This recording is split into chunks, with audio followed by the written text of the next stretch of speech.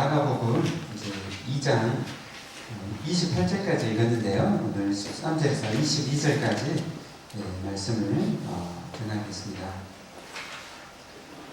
지금 계속적으로 이제 마가복음 말씀을 1장부터 보고 있는데요. 마가복음 2장부터 3장 6절까지는 예수님과 당시 종교 지도자들인 서기관들과 이렇게 논쟁을 벌이시는 그 5가지의 사건을 또 기록하고 있습니다. 이런 사건을 통해서 예수님께서 이 땅에 오신 그 목적과 또 예수님이 어떤 분이신지를 우리에게 분명히 가르쳐 주고 있습니다. 오늘 말씀은 그 유대인들과 벌이셨던 논쟁 중에서 두 번째와 세 번째 논쟁입니다. 특별히 유대인들에 있어서 중요했던 식사의 문제, 그리고 금식에 대한 문제에 대해서 예수님께서 그들과 논쟁하심을 통해서 이제는 복음의 새로운 시대에 맞는 새로운 삶을 우리에게 말씀하고 있습니다. 먼저는 예수님께서 세리였던 그 레위를 제자로 부르시는 말씀입니다. 예수님은 다시 갈릴리 바다에 가셨습니다. 예수님은 이 중풍병자를 일으켜 세우심을 통하여서 죄를 사하시는 권세가 있었다는 것을 말씀하셨죠. 그리고 이제 다시 예수님께서 바닷가에 가셨습니다. 바닷가는 어디일까요? 갈릴리? 네, 갈릴리 바다. 우리 막 찬양 많이 하죠. 갈릴리 마을 그 숲속에서. 그 찬양 정말 저 대학교 다닐 때 많이 불렀던 것 같은데요. 제가 마가복음을 계속 읽고 묵상하니까 그 찬양이 항상 계속 떠오르더라고요. 갈릴리 마을 그 숲속에서. 네. 여러분, 갈릴리 바다를 생각하면 항상 어떤 생각이 떠오른가요? 왠지 막 기분이 좋지 않으세요? 아까워. 네. 그 갈릴리 바다에서 막 배 타고 여기서 눈물을 흘렸던 생각이 납니다. 옛날 2007년에 갔었는데요. 어찌나 이렇게 은혜가 되는지 갈릴리 바다를 이렇게 배를 타고 있으니까 베드로도 막 생각나고 마태도 생각나고 하는 사도들이 막 생각이 나더라고요. 또 예수님께서 여기서 어떻게 말씀을 전하시고 기적을 베푸셨으니까 큰 감동이 있었습니다. 예수님은 갈릴리 바다에서 사역을 시작하시면서 고기를 잡던 어부들을 이렇게 부르셔서 사람을 낳는 어부로 제자로 이렇게 삼으셨습니다. 네. 그리고 예수님은 다시 바닷가에 가셔서 말씀을 전하시고 그리고 나서 이렇게 그곳을 지나가셨어요. 그리고 그곳에 갈릴리 바다 옆에 있었던 한 세관을 지나가게 됐습니다. 그러니까 이 가버나움에 이 갈릴리 바다가 있습니다. 한번 이렇게 띄워줄까요? 현장을 더 많이 봐야 되니까. 가버나움 그거 나가가지고.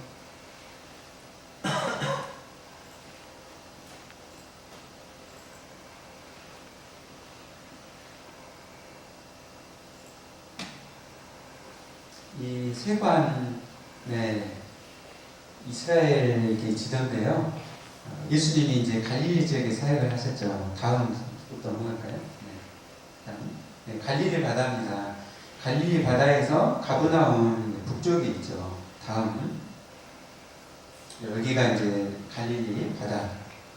물고기, 베드로 물고기라고요. 여기 많이 살아요. 저도 먹어봤는데, 잡았어요. 다음. 자, 로마 시대 그러면 AD 1세기 당시에 팔레스타인은 어떻게 이루어졌느냐?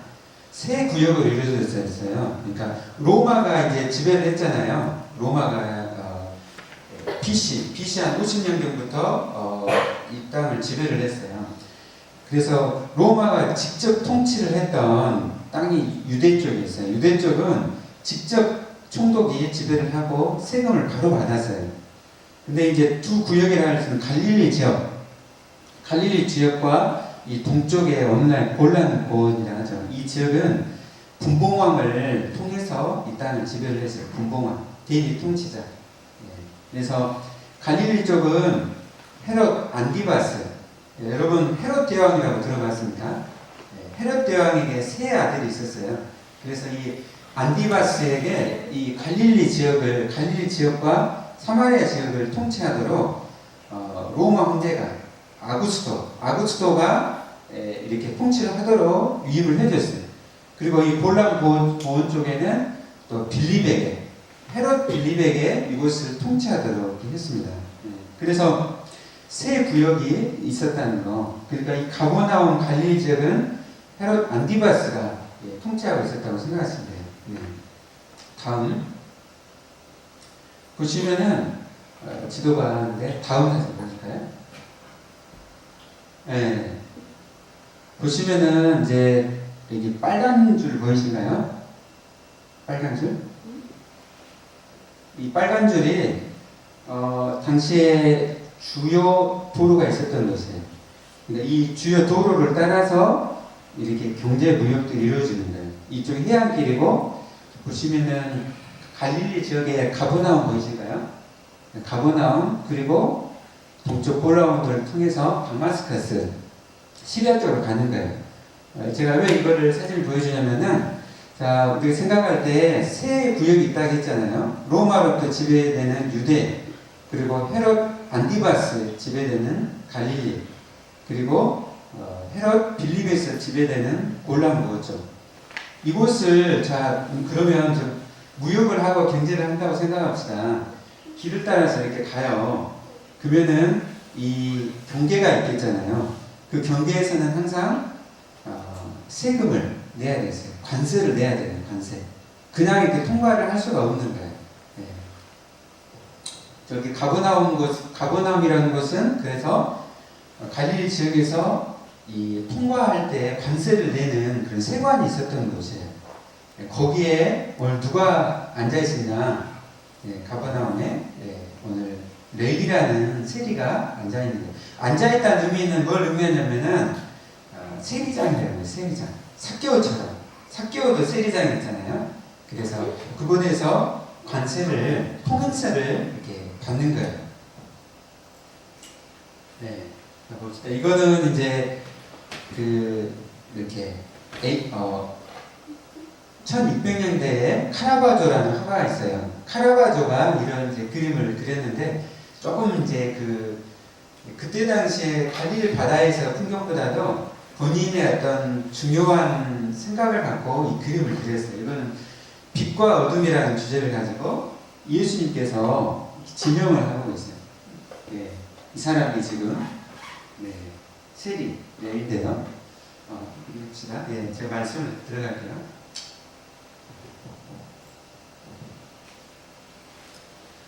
자, 예수님께서 이곳에서 세관 앞에서 세금을 받고 있는 관세를 받고 있는 이 세리를 주목하셨어요. 오늘 읽었던 14절 말씀에서 지나가시다가 알페오 아들 레이가 세관 앞에 앉아 있는 걸 보시고 그에게 이르시되 나를 따르라 하시니 일어나 따르니라. 여기 보면은 현재 헬라어 성경 보면 현재형으로 기록이 되어 있어요. 굉장히 동사를 강조하고 있어요. 지나가시다가 보시고 이르시되 나를 따르라. 여러분 예수님께서 한 사람을 주목을 하셨습니다. 그리고 그에게 나를 따르라고 말씀하시면서 제자를 삼으셨습니다. 전에 예수님께서 오구들을 제자로 삼으셨죠. 네. 근데 오늘 세리를 제자로 삼고 계십니다. 이것은 우리 그냥 세리를 제자로 삼으니까 여러분 제자로 삼으셨다 그렇게 생각할 수가 있죠. 그러나 거기에 있었던 아까 우리 사진 그림 보셨죠? 주변에 있는 수많은 사람들은 그걸 보고 굉장한 충격을 받았어요. 굉장히 충격을 받았습니다. 세리가 어떤 사람이있는지 우리가 알게 될 때 오늘 말씀은 우리에게 크게 다가오는 거예요. 이 세리는 이 세관에서 관세, 통행세와 물품세를 징수를 했습니다. 그런데 이제 문제는 뭐냐면은 이 유대인들이 세금을 내요. 세금을 내는데 이 관세는 우리가 그러니까 전기세라든지 이 물세 이런 것은 다 정해져 있어요. 얼마 딱 내도록. 근데 이 관세는 이 세리가 더 부풀려가지고 막 받는 거예요.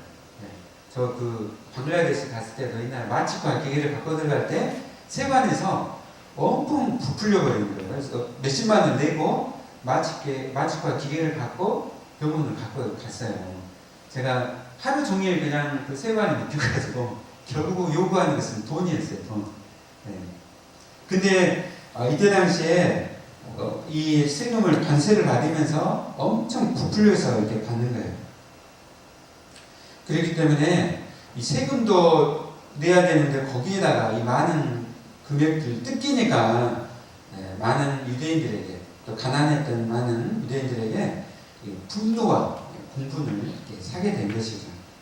그래서 이 세리는 매국노라고 불렀어요. 매국노. 로마를 위해서 일을 하고 또 그들은 돈을 이렇게 착취하는 사람, 쓰레기와 같은 사람으로 생각을 했어요. 그리고 그런 유대인들은 이제 유대교를 가지고 있었잖아요. 근데 로마에 협조를 하면서 종교적으로도 많이 이들의 타협을 한 거예요. 그래서 세리를 생각할 때 항상 그들을 뭐라고 불렀냐면은 죄인이라고 불렀어요. 죄인. 그때 당시에 죄인 우리가 생각하면은 창녀 그리고 세리 이 두 사람이 대표적인 죄인이라고 부른 거예요. 죄인들은 어땠냐? 재판의 증인도 될 수가 없었어요. 재판석에 두세 사람이 증인으로 서서 이렇게 이야기를 할 수가 있었잖아요. 근데 증인으로 할 수가 없고 그리고 이 예배에도 참석할 수가 없었어요. 죄인들은 이 안에서 예배를 드릴 수가 없는 거예요. 네. 내가 하나님께 예배 드리고 싶은데 회당에 들어올 수가 없는 거예요. 예배당에 들어올 수가 없는 거예요. 네. 여러분 이 세리의 마음이 어땠을까요? 이 세리는 이 레위는 돈은 굉장히 많이 벌었겠죠. 자신의 그 욕심을 채우기 위해서 그리고 많이 끌어모으고 수단과 방법을 가리지 않고 돈을 막 빼앗았을 거예요. 그것이 유능한 삶이라고 생각을 했을 것 같습니다. 그러나 그 대가로 돌아오는 것은 백성들의 싸늘한 시선이었겠죠. 유대인들이 얼마나 째려봤을까요? 엄청 째려봤겠죠. 손가락질하고.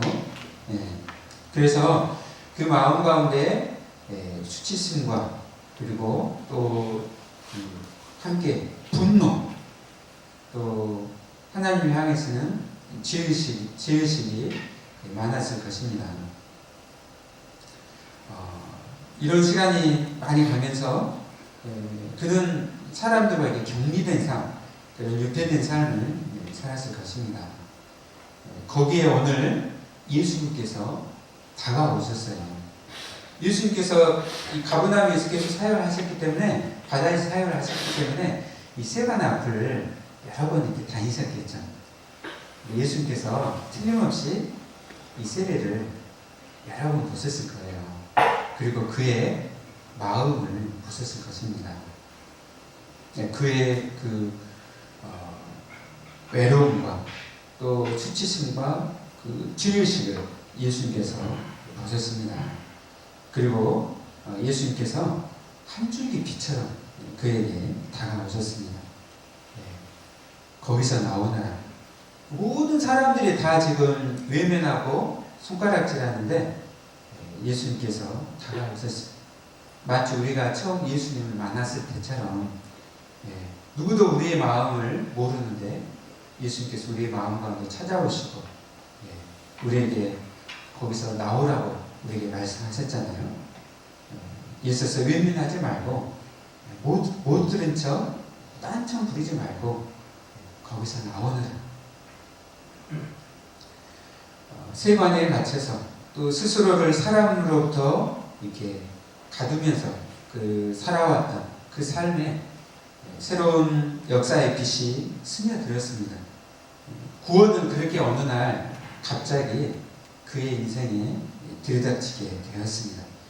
내가 만들 수도 거절할 수도 없이 내게로 침입해 들어오는 주님의 부르심입니다.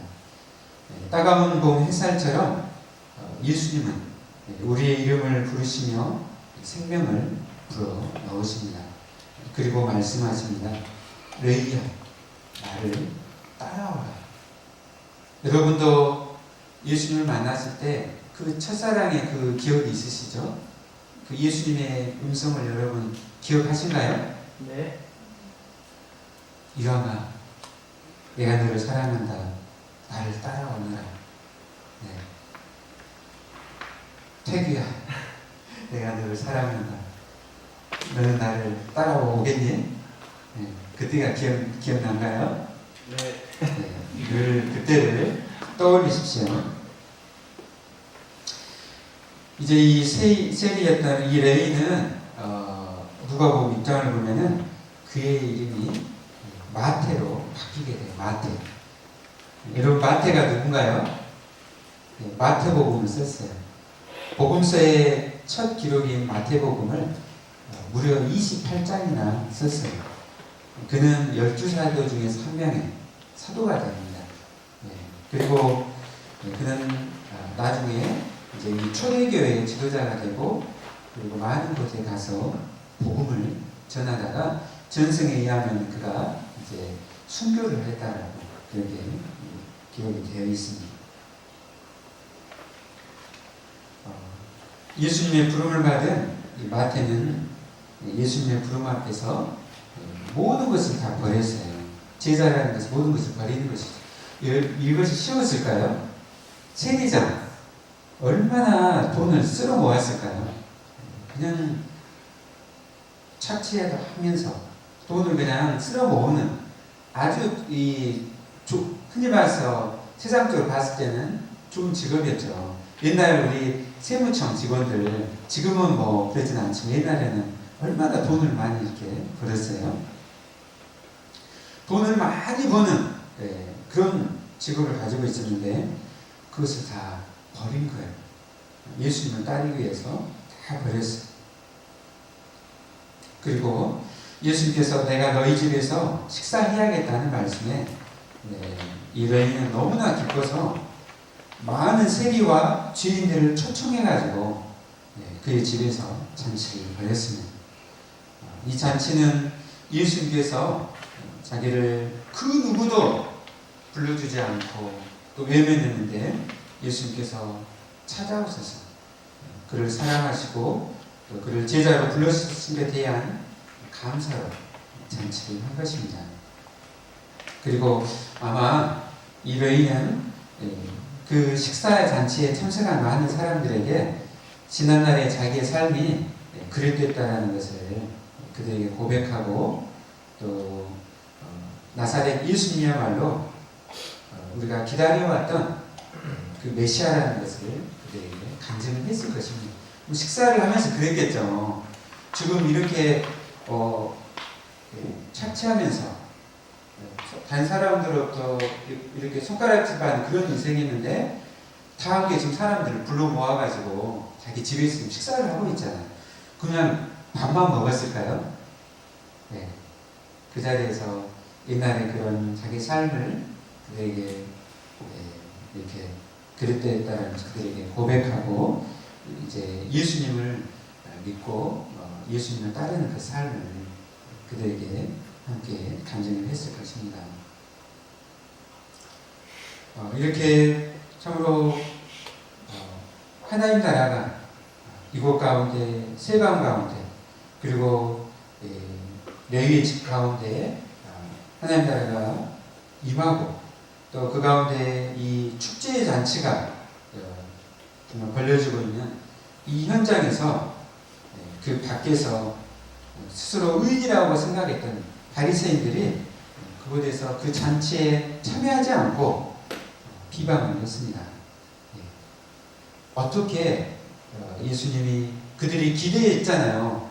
예수님이 메시아로 기대를 했는데 그런 예수님이 되지만도 못한 이 세리와 함께 식사하시는 걸 보고 그들은 비난을 쏟아붓기 시작했습니다. 세리는 그냥 쓰레기처럼 되지만도 못하게 생각을 했어요. 근데 그런 사람과 함께 예수님이 식사를 하시는 거예요. 여러분, 유대인들에게 있어서 식사는 굉장히 중요한 의미를 갖고 있습니다. 오늘 우리도 사실 집에 초청을 할 때, 식사할 때 아무나 초청한가요? 네, 소중한 사람을 초청하죠, 집에. 네, 집에서 맛있게 음식도 만들고, 네, 나누고 싶은 사람 있잖아요. 소중한 사람이기 때문에 집에 초청을 하는 거예요. 그렇죠? 제가 방글라데시에 있을 때도요, 시골에 가면은 집에서 이렇게 막 초청을 해요. 그래갖고 열심히 제 사실 먹기 싫은데 똘까리 음식 있죠. 손으로 왼손으로는 화장실 일 보고 오른손은 밥을 먹어요. 그럼 똘까리에 밥 날리는 밥 그리고 카레 그리고 거기에 이제 소고기나 또 염소고기나 또 생선이 있어요. 이렇게 나온 건 좀 소중한 사람이 올 때 대부분은 밥에다가 그냥 이 채소 가루 이런 걸 이제 뿌려놔요. 근데 이렇게 소중한 손님이 오면은 이제 최고로 손님이 왔을 경우에는 염소고기가 올라와요. 저도 가가지고 손으로 막 먹기 싫지만은 초대했기 때문에 가서 열심히 먹어줬어요. 근데 그렇게 소중한 사람을 집에 초청하잖아요. 근데 유대인들에게 있어서는 이 식사라는 것은요, 소중하니까 초청하는 그런 것보다 훨씬 더 이 큰 의미를 가지고 있었어요. 이스라엘은 하나님 나라의 기업을 이을 사람. 그러니까 이스라엘은 하나님의 나라잖아요. 근데 이 하나님 나라의 기업을 이을 한 형제로서 함께 식사를 한 거예요. 보통 의미가 아니죠. 2007년에 저랑 아내가 이스라엘 선교수를 가서 한 식당에 갔어요. 밥을 먹는데 유대인 종교인이 거기는 식당마다 유대인 종교인들이 있어요. 감시하러. 딱 앉아가지고 감시를 하는 거예요. 우리가 뭘 먹는지 감시를 하는 거예요. 그래가지고 먹어서는 안 되는 막 음식들이 있어요. 그걸 보고 있는 거예요. 이 정도로 식사는 굉장히 중요하게 생각했어요. 그러니까 이렇게 구별을 짓는 것이죠. 분리를 하는 거예요. 유대인과 이방인을 또 의인과 죄인을 하나의 분리하는 중요한 수단이었어요. 그래서 함께 식사를 하는 사람은 우리가 함께 하나님 나라를 기업을 이룰 사람을 생각하는 거예요. 이방인들과 죄인들은 하나님 나라의 기업에 들어올 수 없고 그것을 받을 수가 없는 거예요. 얼마나 중요한지 알겠죠. 유대인들은 철저하게 지금도 음식을 가지고 가려요. 물고기 같은 것도 비늘이 있는 애들을 먹고 비늘 없는 애들은 절대 안 먹죠. 그렇죠? 소처럼 이게 있는 애들을 먹고 또 돼지처럼 이런 애들도 안 먹고 막 다 음식이 하나 되어 있어요. 그래서 유대인들은 메시아가 오시면은 의인은 천국과 함께 상급을 그리고 죄인은 영벌로 심판하실 것을 기대를 했어요. 근데 예수님께서 메시아가 오셨는데 죄인과 함께 식사를 하시는 거예요.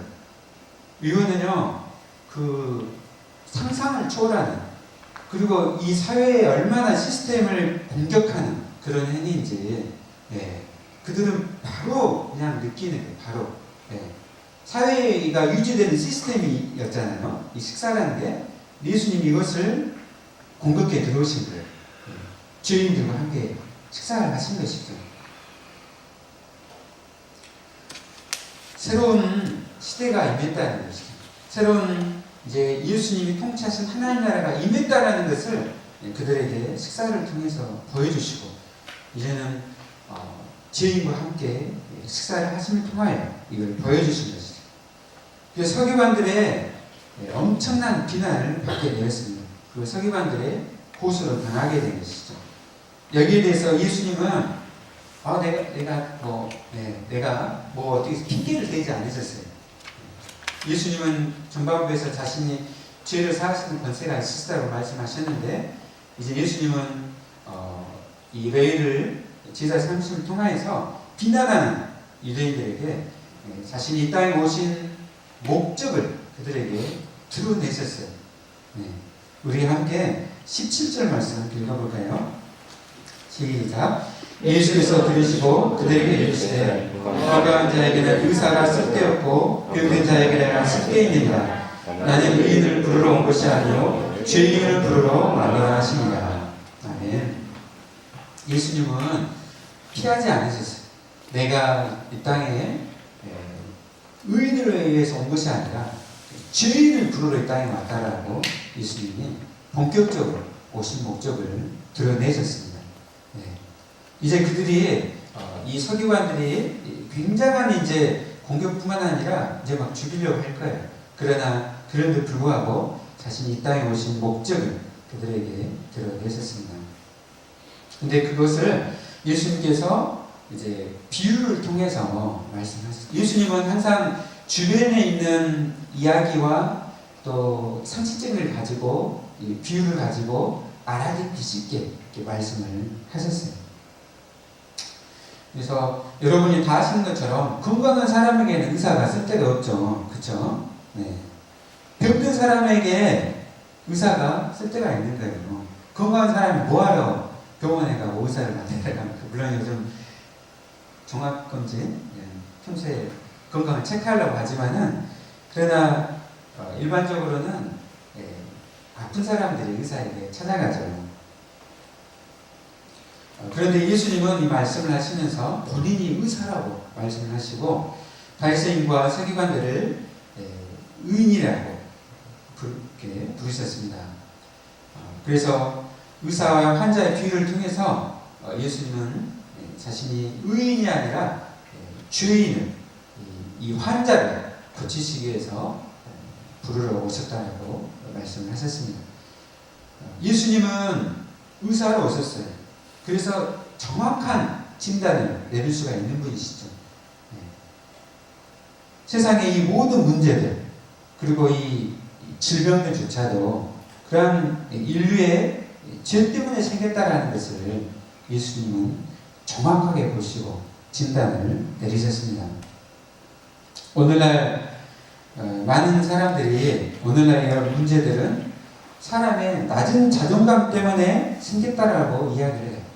심리 상담, 미국에도 어플이라든지 또 수많은 사람들, 심지어는 교회들의 목회자, 많은 목회자들, 유명한 그런 목회자들마저도 인류의 문제가 죄 때문에 생긴 것이 아니라 이 낮은 자존감 때문에 생겼다고 이야기했어요. 자존감을 올려줘야 된다. 할 수 있다. 자신감을 키워주고 또 그런 긍정적인 사고를 해야 된다라고 이야기를 해요. 그래서 교회 안에서도 죄에 대해서는 이야기를 하지 않습니다. 그래서 나 같은 죄인, 우리 찬양했죠. 나 같은 죄인 살리신. 그걸 찬양만 하지 실제로 자기가 그렇게 생각을 하지 않아요. 죄인이란 말을 굉장히 싫어하고 또 거부합니다. 여러분은 어떤가요? 여러분은 은혜를 여러분은 좋아하신가요?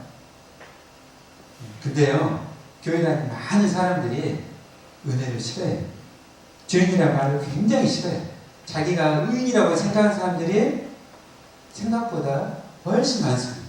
미국 크리스찬 중에서 60%가 선한 행위로 천국에 들어갈 수 있다라고 생각을 한대. 그거를 설문조사를 했어요. 우리나라에서, 교회에서는 어떨까요? 은혜를 이야기해요. 죄인이라고 자기가 다 고백을 해요. 근데 실제 들어가 보면은 인간을 고치는 완전한 의사는 구세주시며 그분은 몸과 영혼을 모두 치유하십니다. 우리는 오직 예수 그리스도 안에서만 우리는 영원한 치유를 얻을 수가 있습니다. 예수님은 우리의 모든 죄를 짊어지시고 십자가에 달리셨습니다. 여러분 믿습니까? 네. 아멘. 예수님은 자신을 교훈하지 않으시고 자신이 이 땅에 오신 본질적인 목적을 드러내셨어요.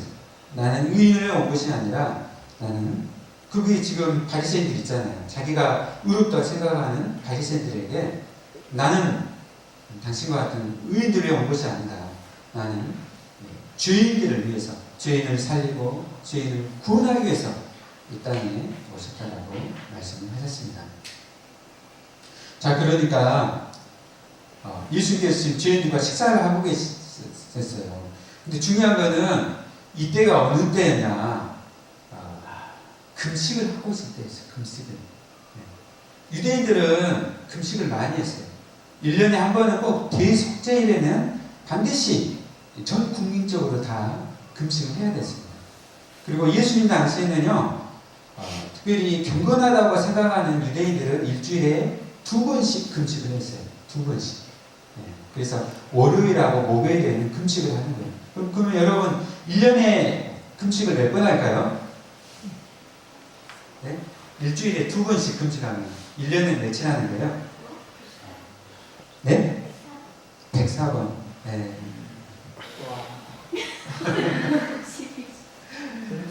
네. 생각을 해보세요. 1년에 104일을 금식을 해요. 요즘 금식 진짜 많이 하고 한다는 분들이 늘 자랑하시는 게 있어요. 나는 40일 금식을 해봤다고. 40일. 목사님 중에서 엄청 자랑하셔요. 나 40일 금식했어. 네. 여러분 일주일이라도 금식해 보셨나요? 네. 네. 그냥 일주일 금식하면 어때요? 뭐 일주일이 아니라 하루라도 금식해보면 어떤가요? 네. 그냥 너무 배고프죠. 네. 근데 이렇게 경건한 유대인들, 특별히 바리새인들과 세례 요한의 제자들이 금식을 하고 있었어요. 아마 이날은 많은 사람들이 함께 금식하는 날이었을 거라고 생각을 해요. 근데 메시아로 오신 예수님께서 전부 다 지금 금식을 하고 있는데 죄인들과 함께 식사를 하시고 잔치를 벌이고 계시는 거예요. 네. 그러면 그들이 어떤 생각을 했을까요? 네. 특별히 바리새인들은 굉장히 외식을 많이 하는 사람이잖아요. 네. 자기 의를 드러낸 사람들이죠. 그리고 세례 요한의 제자들은 바리새인들하고는 좀 달랐어요.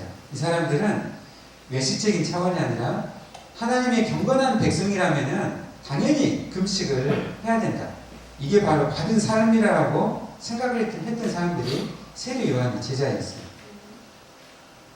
그래서 금욕을 하고 절제하며 사는 것은 하나님의 백성의 바른 그런 삶이라고 생각을 한 것이죠. 그러나 예수님은 오늘 이 금식할 때 죄인이었던 세리들과 함께 식사하심을 통하여서 그것조차도 이제는 옳지 않다라고 말씀하신 것이죠. 왜냐하면 이제 예수님이 오심으로 복음의 새로운 시대가 임했다. 그래서 이 잔치라는 것은 기쁨이잖아요. 그 기쁨의 시대가 왔다는 것이죠. 금식과 절제가 필요하지만은 그것을 통해서 하나님과의 관계가 회복되고 영성을 얻는 것이 아니다. 예수님을 믿는다는 것은 어떤 틀의 얽매여서 억지로 하는 삶이 아니다는 것이죠. 네. 종교적으로 정성을 다해서 사는 것이 그것이 결코 복을 얻는 것이 아니다. 행위로 의롭게 되는 것이 아니다. 이제 예수님께서 이 땅 가운데 가지고 오신 이 복음의 새로운 시대는 은혜로 구원을 얻는 시대이다.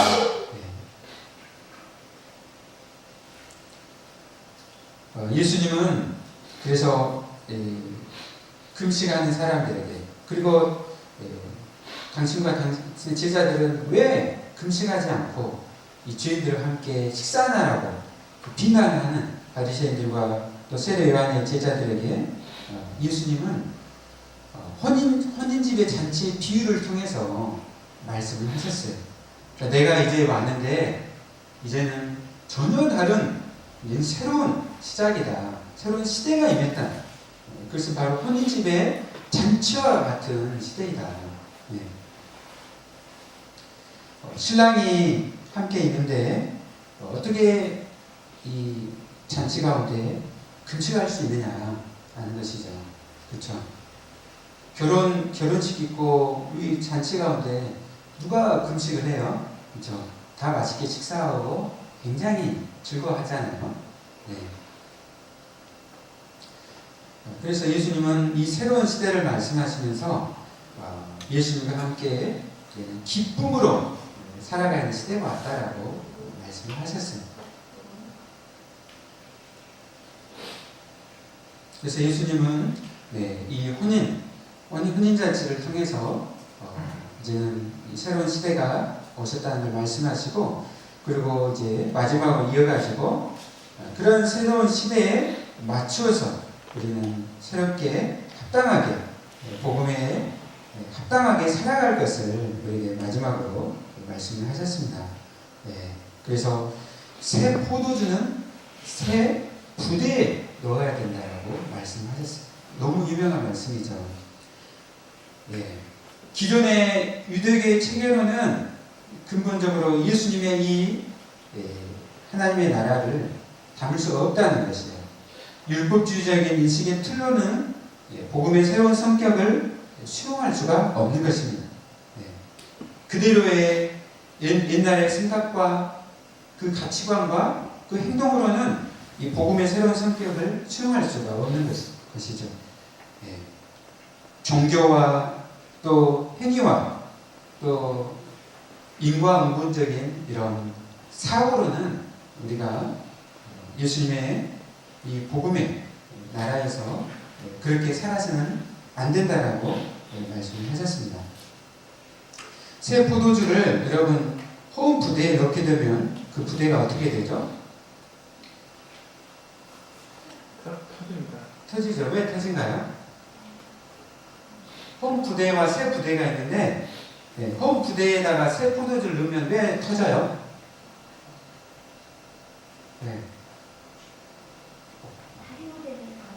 Yes. 발효가 되면서 공기가 나오죠. 아니 그러면은 발효가 되면 어떻게 되는가요? 그 양쪽으로 부피가 늘어나죠. 자, 근데 혼 부대는 특징이 뭐냐면은 이게 신축성이 없는 거예요. 그렇죠?